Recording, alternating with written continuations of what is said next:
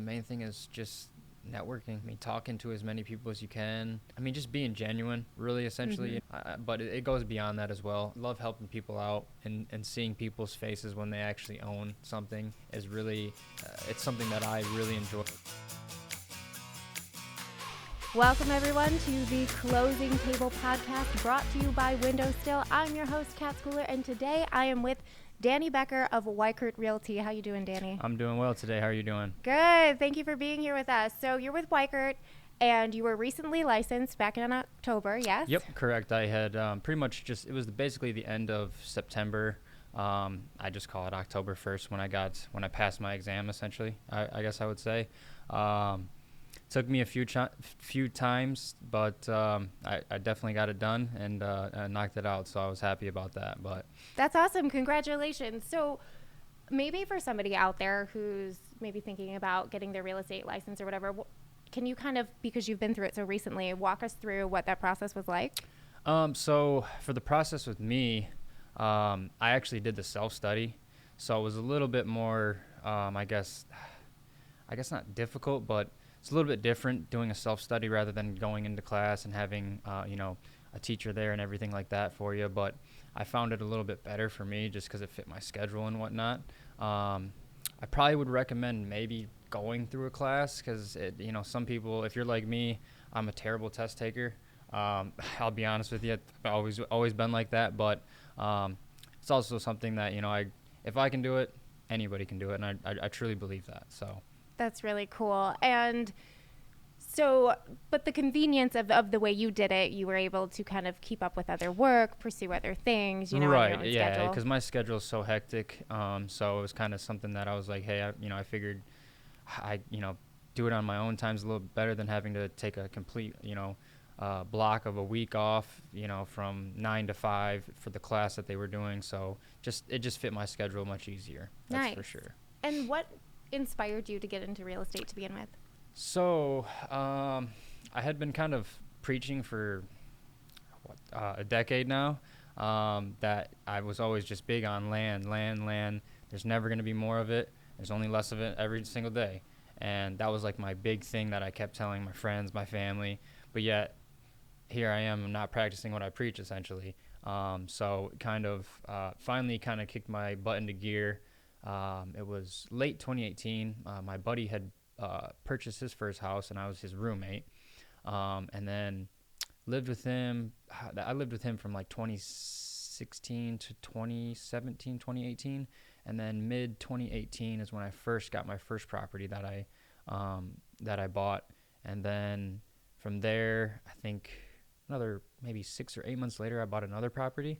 So I was kind of like, hey, I'm doing what I said I was going to do finally, after all these years. And so I got a business partner of mine, and him and I have a couple rental properties together as well. So, and then I had my own rental property just solely myself. And once I sold that, actually, what was it, November 20 of 22, I sold that house.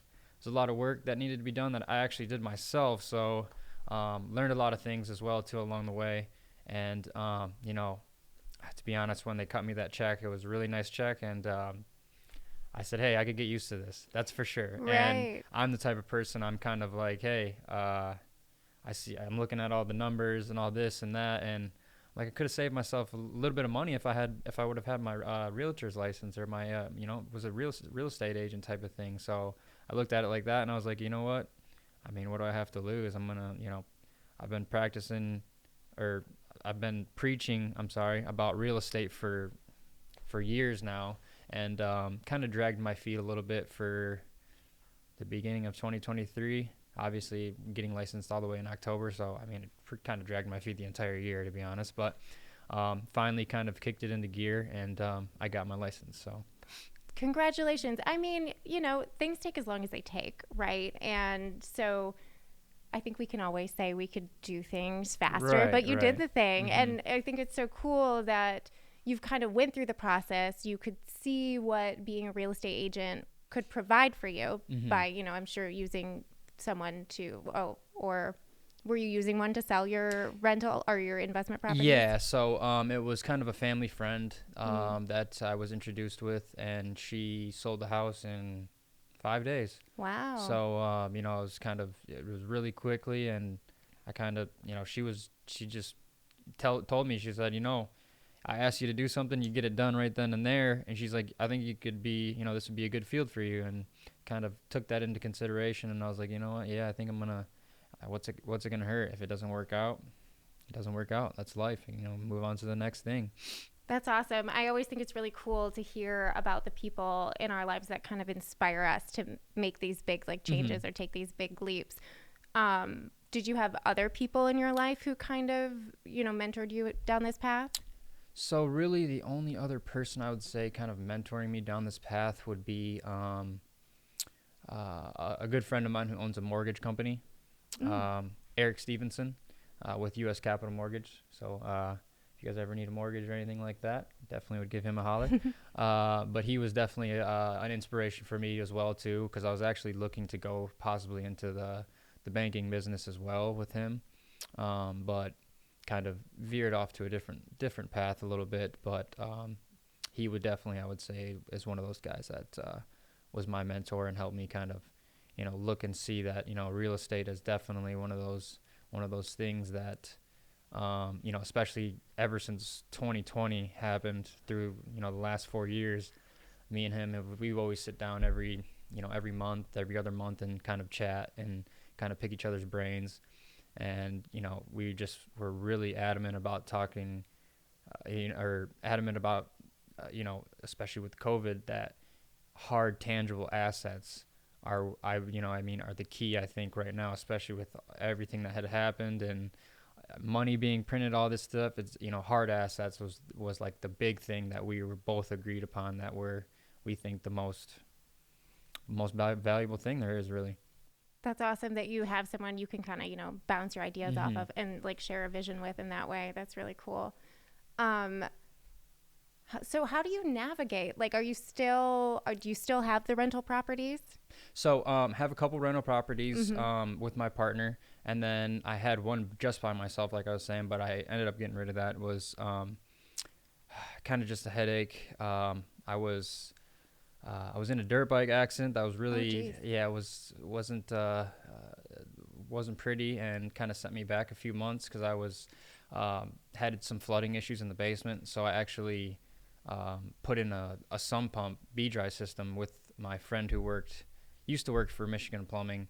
We put them in ourselves, and I drug up I drug up every bucket of concrete in Oh, that wow. basement pretty much myself, because he said he had a bad back, and never again will I do that. Oh man, I yeah, but it was definitely a good learning experience, but something that I would probably rather pay someone to do. That's for Right. sure. But And so how do you juggle like managing some rental properties with your friend, and then being an agent and then like maybe, another job that you have? Like how do you keep it all um, going? a lot of coffee. Yeah. Um, yeah, I'm a big coffee person. So I'd say definitely that number one. But it's I definitely always bite off more than I can chew. That's just the type of person I am. But I'm always trying to level up in life and get better than I was the day before, the year before, so on and so forth.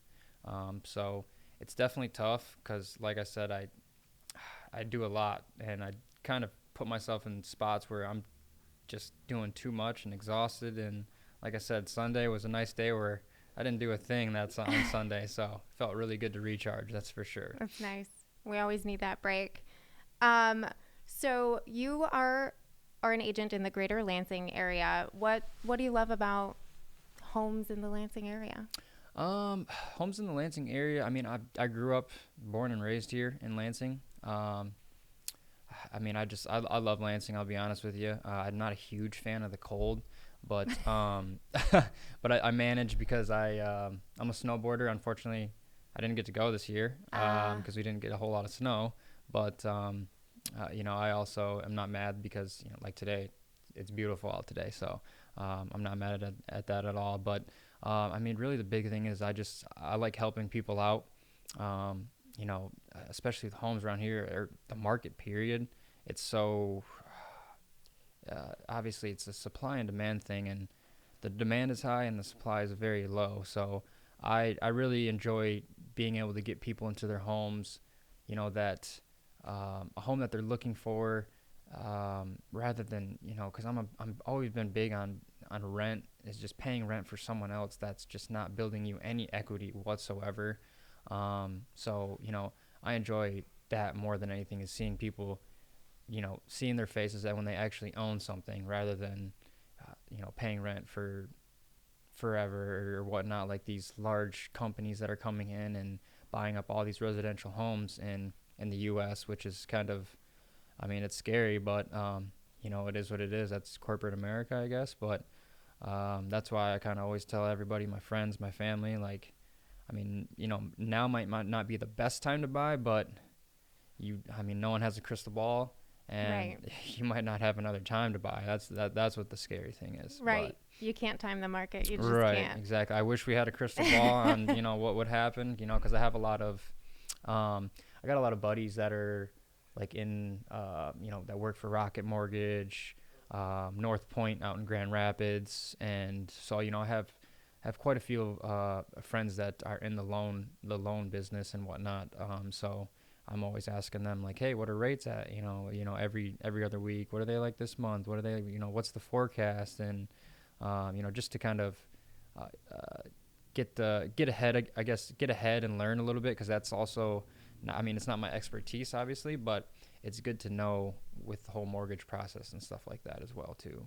Yeah, that's so cool that it seems like you have this like network of friends who are all kind of like organically in this kind of, real estate, Yep. loans, mortgage thing. It's so great you have them to kind of lean on. Right. Yeah. So, I talk to him every day, every other day.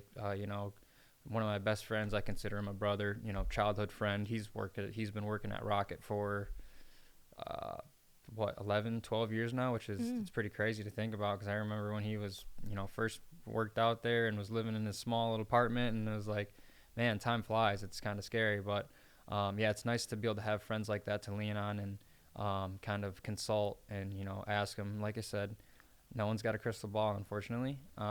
But they have a pretty strong hold on, what's to come, and kind of a good idea of, where we're headed, type of thing with the market. Right. And then you can kind of use them, to kind of help with your clients as well. Right, right. And vice versa. Yeah, I actually had a client, who's a buddy of mine.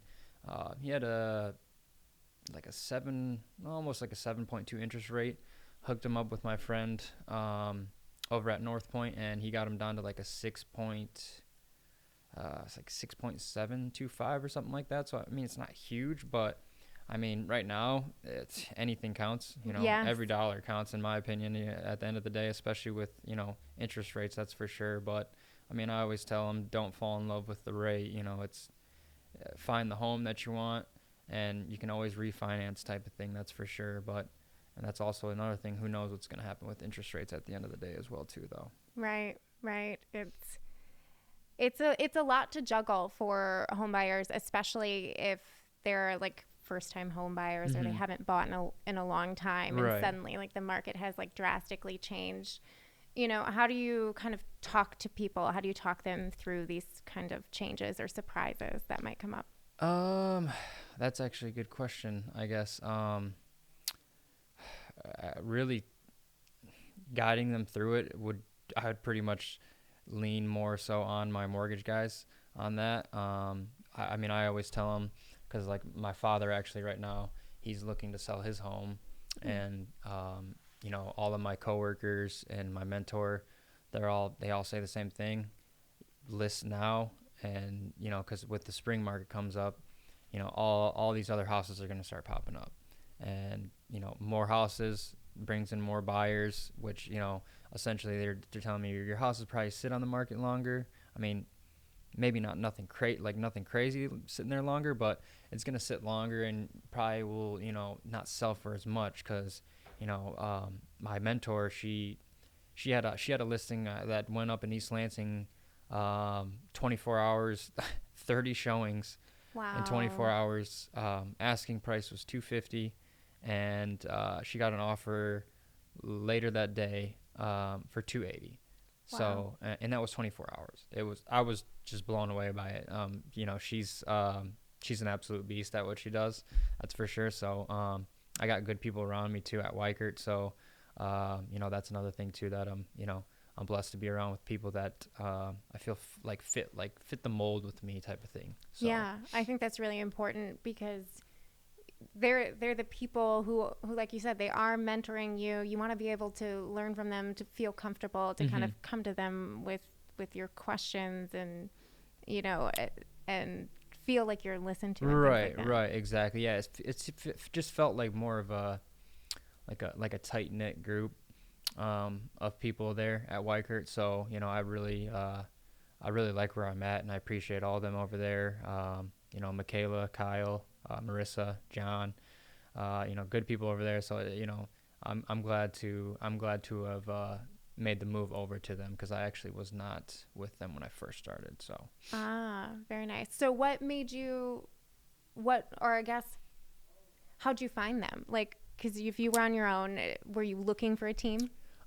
so I was recruited originally from my real estate agent who was a family friend that sold one of my rental property, and it was I guess it's kind of funny how it happened. So my buddy he got married in October, and we ended up sitting at the same table with Michaela, who is she's pretty much the head broker now at Weikert, but her husband Kyle owns and operates the Weikert Realtor towards going toward DeWitt, US 127.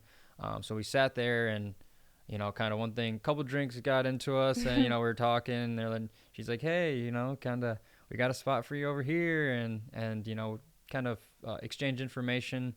Um, Interviewed with them, and I just felt like it was the right fit, almost like it was uh, something that was just it happened for a reason type of thing. And then we ended Yeah. up sitting at the same exact table at the wedding, and it's just funny how things kind of work out like that sometimes in life. Right. It kind of seems like it just all slotted in, or all Right, like it green was lights. Yeah. exactly like almost like it was meant to be type of thing. So, That's so cool. I love those crazy coincidences. What are you looking forward to most this year being with them, or on your real estate journey? so this year, the most I'm looking forward to is trying to kind of kick it into another gear. Um, like I said, I have multiple jobs, so I want to kind of be able to get to a spot where I'm pretty much full time doing the real estate. Being a real estate agent full time. Not that I'm not being a real estate agent full time, but where I can get to a point where my pipeline with um, clients and whatnot coming in like that, so I don't have to essentially do the other things that I'm doing and whatnot. I mean, I'll always do like side jobs like that, carpentry stuff like that, but pretty much to where I can just completely dedicate my entire time to being a real estate agent. That's kind of what I'm looking forward to, and that's my goal this year for sure. That's awesome. I think it's a great goal to have. Do you think, or have you found in talking to your clients, the fact that you've done a fixer upper type of hmm thing, do you feel like that gives you some extra knowledge to try and help them out? Like maybe if they're buying an older home and they're maybe struggling to see the potential in it because you've done a remodel, you can kind of advise them on how that should go. Oh yeah, most definitely. I also have one of my good friends too. He that's what him and his partner do for. I mean, that's what they do for a living. They have their portfolios much better than mine. So looking to kind of get on the same level as them. But that was actually my first closing, and my first deal was with my buddy. It was just a fixer upper, small little house in Lansing. It was a good learning experience because it was for for how much the home was, and the headache that I had to deal with going through the ordeal. It was a good learning experience, but it was kind of more so like to see the ball go through the hoop type of thing for that first deal. Because back when I first started studying to get my license, I knew kind of going in like right now wasn't the best time, to be a real estate agent because everything was it's just tough. And first, especially first starting out, I consulted handful of people that I know, went to high school with that are, have been agents for years now. Um, and she said kind of the same thing. Just, if you're the main breadwinner, don't quit your day job just yet. The first year or two can kind of be, where you get where you get a grip of things, and get your foot in the door until it's something like where you, like I said, you build the pipeline and where it's something that you can kind of, all right, now I can go full time doing this. Right. So, but that didn't dissuade you? Not at all. No. No. I figured, like I had said earlier, I kind of figured just, hey, get my license. If it doesn't work out, I'll, turn the next page and kind of go from there. That's a good attitude to have. And it seems like you really like a challenge. Would you say that? Yeah, definitely. I'm a very competitive person. A little bit older now, but ever since I was a child, I've always competing, whether it's playing sports, basketball, football, lacrosse, playing poker, cards. I'm a big poker guy. Anything really, pool, darts, or pretty much anything. Yeah, I just always have that. I just always have that competitiveness in me, and I like a challenge. That's for sure. And I think you need a bit of that as an entrepreneur. Like you need a bit of that, like go and get 'em attitude. Oh, most definitely. And yeah, I mean, if you don't have that, it just might not be cut out for you, to be honest. Unfortunately, that's just the truth of the matter. But I think there's something to maybe like starting at a low, especially if like people like warned you, like, oh, this might be a tricky time to start. Like there's kind of only up to go, right? yeah, sometimes it's the closest people that tell you that too. For me, it was, tell me, yeah, I did that when and kind of tried to sway me away from it. And um, I'm stubborn. I don't listen a whole lot. Ask my parents. So I usually always do my thing, at the end of the day. That's really cool. So, with all this experience, what would you say is maybe one of the most surprising things you've learned along the way? Um, I guess that's a good question. Really, the most surprising thing would probably be how hard it is to get business when you first start out, I guess. I know, I mean, I've been in sales my whole life. So, I used to work for State Farm for a handful of years, and I think I developed, a very good skill at being able to talk. And, I mean, you're selling insurance, essentially. You're on the phone every day. But that I take away from that job that really transferred over into, real estate, being able to just be personable, talk to people. But, I mean, that's a good question. It's kind of hard for me to answer that one. But I would say probably, I mean, just generating business at first really is the most surprising and probably toughest thing. Because I've been licensed for a handful of months now. Unfortunately, I've only had a couple deals, but that'll eventually change for sure. Yeah. I mean, listen, everybody wants to be where somebody else is, right? Right. So, like, you have a couple deals and there's somebody out there who has no deals who can't wait Right. to be where you're at. Yeah. So, sometimes it's just all about kind of like reflecting back on, like, in October, you would have loved being where you are today, right? Right. Yeah, definitely, for sure. Because it was kind of, the first, I guess, yeah, my first month. So I guess, the closing was in November, but my first month was when I had that kind of fixer-upper deal. And, they're like, hey, congratulations. Most people, right now they haven't, we know a couple people that have been licensed for 6 months, still haven't done a deal. And I was like, oh, wow, really? It's kind of like, well, what the hell are they doing? Type of thing. But that's just me, but, everyone I come into contact with, I got a lot of business cards. I've been, like I said, I've been passing them out like candy. Anyone that I meet, I try to have a conversation with anyone and everyone. Just from being in this business, that's what it's all about, is networking.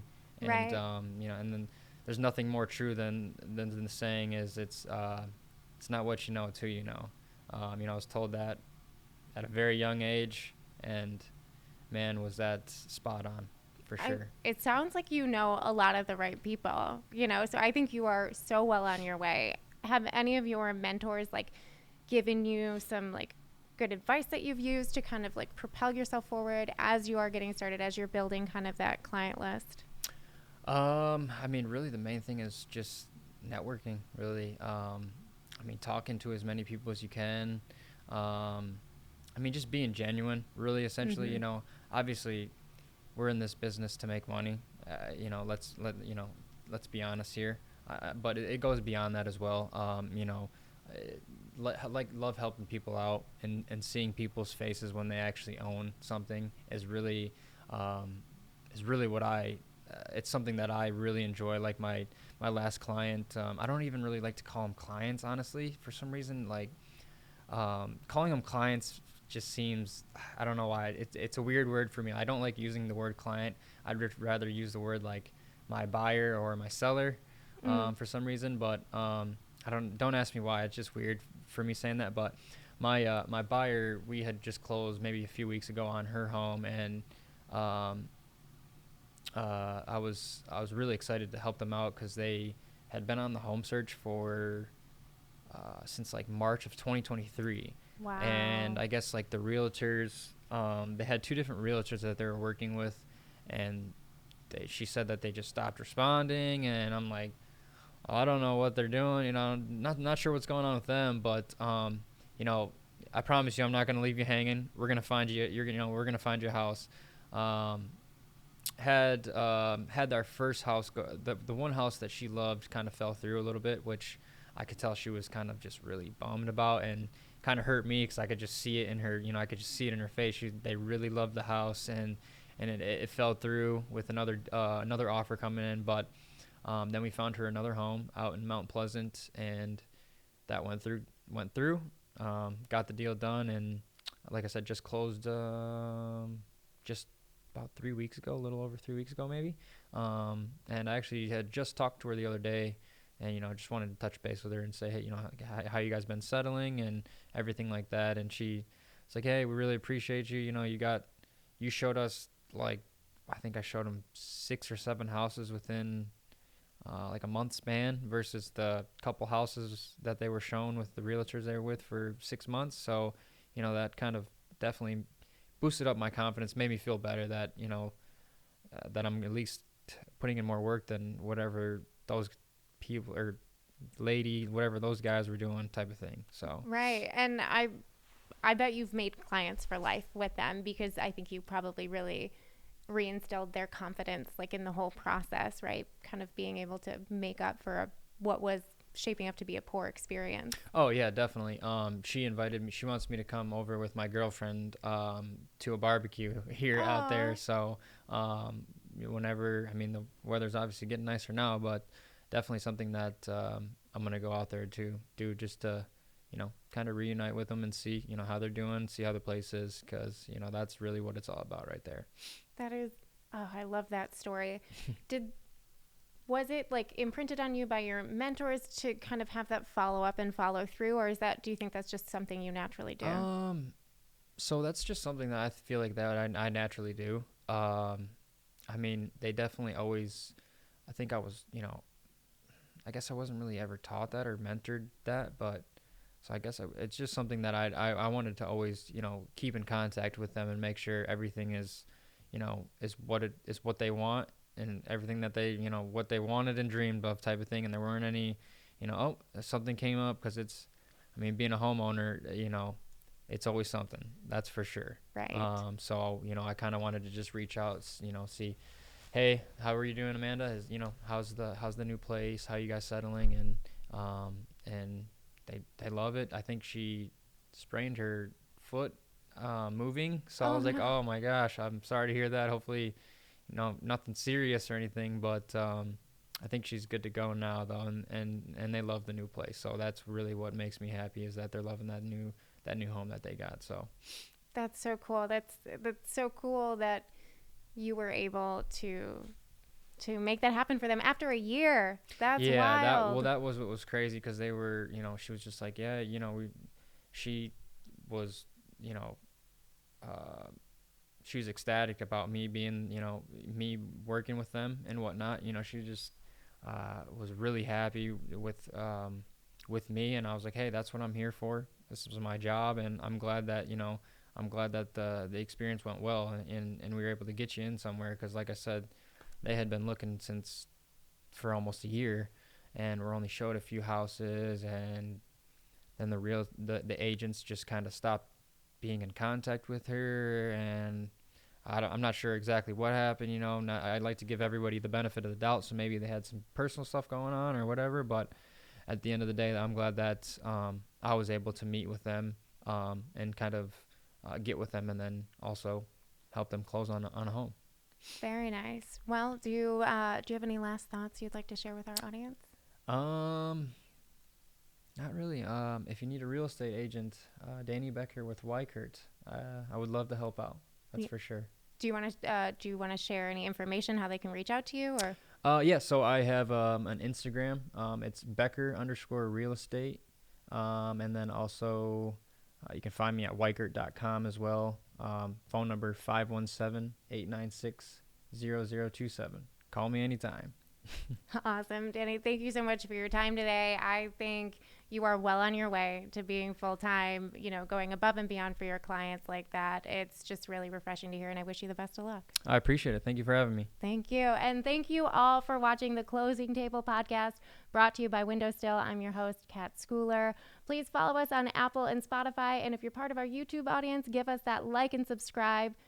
Please feel free to give us a rate review. It helps us find more awesome listeners like you. Thank you guys so much, and we'll see you next time.